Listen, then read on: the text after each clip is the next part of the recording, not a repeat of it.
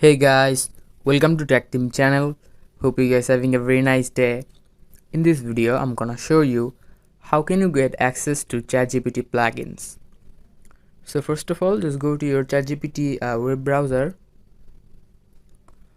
Now in the ChatGPT browser, if you want to get access to ChatGPT plugins, at first just click on ChatGPT 4, and here you can see ChatGPT upgrade to ChatGPT Plus.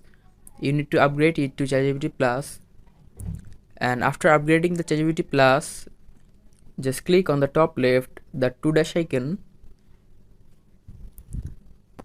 and in the bottom beside your name there is a 3 dot icon. Just click on it. Now you need to just click on settings. Now after clicking settings, you will see something like beta features in the second option, and you can see the third option is plugins. Just click it to turn on, and after that you will see something like ChatGPT 4 and the plugins is default.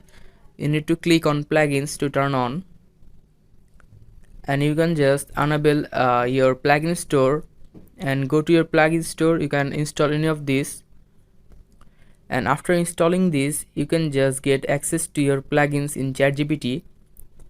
So guys, hope you found this video helpful.